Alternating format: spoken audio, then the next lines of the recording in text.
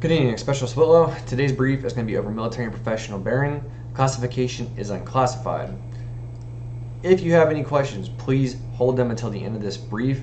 I will have a time allotted for any questions so I can answer them efficiently and ensure that you're getting the right information. Today, what we're going to be going over is military and professional bearing itself, the role it plays in the Army, and why it is crucial for soldiers to maintain these bearings. So, in the introduction, there are some key points that we will be hitting during all of this, which is the definition of military and bearing according to the Army University and the NCO Journal, professional persona, also known as bearing, Army's ability to fight and win wars, a successful Army's climate. Military professional bearing. Military bearing, by definition, according to the Army University, is military bearing is conducting oneself in a professional manner to bring credit upon oneself and the Army at all times. It is the ability to project a commanding presence and confidence, uphold standards, and doing the hard right over the easy wrong in both good and bad situations, both on and off duty. In other words, whether you're wearing a uniform or you're not in uniform, you're out in a town or on base or in a combat zone or at home, you are ensuring that you are presenting yourself and make sure you're giving off that personal persona and making sure that you are out there squared away, you're staying within regs, you're correcting what's wrong. You are basically making sure that no matter what, when people see you, their opinion that instantly forms by civilians is that the military, or that the Army and military as a whole, is professional. They are out there doing what they need to be doing, and we are not wasting their tax dollars. Projecting a command presence. Now, projecting a command presence is something that takes time to practice on. However, what that means is that you are stepping up and you are presenting yourself and you are making sure people know you're in charge and you are confident when being in charge, that you're not scared to step up and be in the spotlight. You want to make sure that you are able to get that task in hand done confidently and effectively in a timely manner. Body language kind of ties into commanding presence.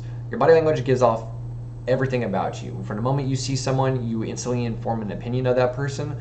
And let's be honest, if their body language is terrible and they just look like they just don't care, that they're worn out and that they're done with whatever's going on, then you're less likely to trust him. You're less likely to think, hey, I could call on him in a time of need, he or she in a time of need.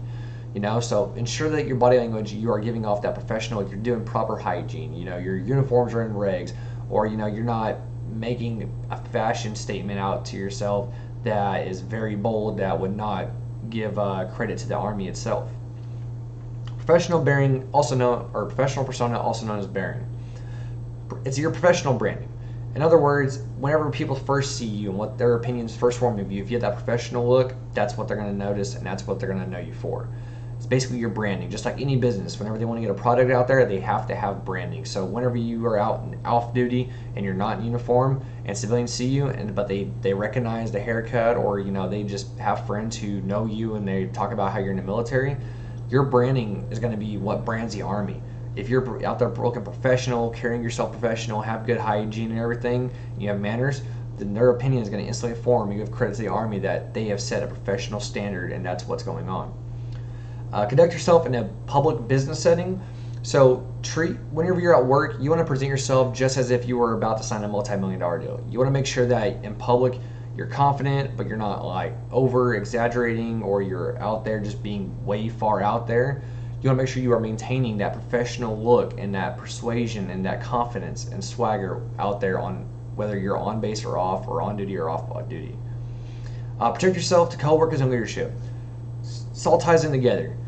You want to make sure your fellow soldiers and that your leadership notice that you are taking care of the task at hand. Ensure that you know the standards, you're maintaining well hygiene, you're maintaining the Army standard to the T and accelerating at it, and that whenever they need something done, they know they can come to you and you will be reliable to get that task done in a timely manner. So how does it play a role in our Army? In opinion of soldiers and the Army, it happens a lot. Everybody sees it on the news. Something bad happens, the civilians instantly are in an uproar, or the public is upset about their tax dollars being wasted. It plays a role in the Army itself, because civilians instantly have formed their opinion when they see you. Just like when you meet someone new, the first 3 seconds, you know right then and there if you're going to like that person or not. Same works with civilians. If they don't feel like their money is being spent well and stuff, we will lose funding, we will lose logistics, we lose a lot of public relations and support. So it plays a role, because not only are you just making yourself look bad, you are now making the Army look bad as a whole, because that opinion is going to affect not just the fact that they think you're a terrible soldier, but it's going to affect the opinion of the Army in general. The role among soldiers and leaders. Fellow soldiers form opinions based on how you appear, how you act, how you talk, how you get the task done that's at hand. And soldiers, your fellow soldiers, need to know that you're going to be able to be there and reliable, because if you're not, they're never going to call on you when they need you most. Impact of negative bearing. This one's big, and I think this is big on why it plays a factor in the Army, because if you think about it, we look up to our higher ranking NCOs and officers, and we strive to be there. Junior soldiers always emulate their seniors' actions. So if you have someone above you who is just not caring, not helping you, not getting something taken care of, whether it be TA, BAH, or any kind of personal issues or anything you need taken care of, if they don't do that, you're going to become that NCO who just falls in line and gets it done day by day, and you're never going to help soldiers better themselves to become better and more influential leaders. So that's why it plays a role. It's a very big role in the Army. So why is it crucial for soldiers to maintain these bearings? Well, one of the main reasons is promotion. Junior and enlisted are going to eventually promote. It's going to happen. Now, if you thrive to be that E8 or just do your standard contract and get out, then you do you. But for those who want promotions, ensuring that you have military and professional bearing is going to get you promoted faster, and it's going to make your leadership keep their eyes on you and send you to schools, because they know that they're not going to be wasting money on someone to go and waste their time. You're going to be able to conduct these tasks and get these tasks done in a timely manner, no matter what, and you will do it. So it's good for promotion. Also, the future of the Army. New soldiers look at our NCOs and leaders, like I stated before, that they use our leadership to mold their path into what kind of leader they're going to become and how the outcome of this is going to be. They act and carry themselves just how they are taught. So if you teach them badly or poorly, they're going to act poorly. If you teach them well, they're going to rise. They're going to get up there. So why is it important to maintain it in a civilian life? Well, it gives you better job opportunities. If an employer knows you're in the military whenever you're conducting an interview with them, and they know that, they know you have work ethic. They know you're going to get the task done. They know you're going to take the orders and you're going to interpret them, and you're going to get that task done completely, and there's not going to be any issues. It also gives you an employer's view. So when you look at an employer, would you rather have someone with no qualifications or someone's in the military with some qualifications and they know how to get the job done? Military soldiers, the employer's view of this is that you know how to adapt to any situation, and you can get that task done. You will learn how to complete that task, and you will get it done for them efficiently.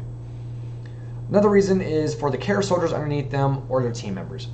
So if you have friends who need help, or you're an NCO and you have a team and you have soldiers underneath you and they need help, whether it be physical help or mental help, getting the right resources for those, or even just making sure that their fears are calmed down and that the relationship with the team itself is good.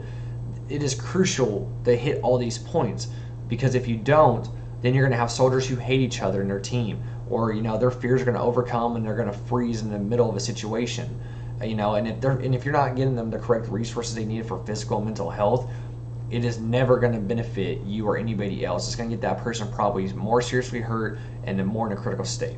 So it's very crucial that you maintain these bearings so you can accomplish all these tasks listed here before you.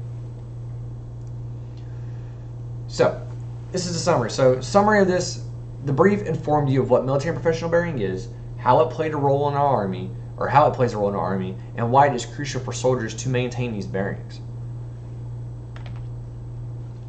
This concludes my brief. At this moment, are there any questions? No? All right. We will now conduct an AAR. Thank you for the brief.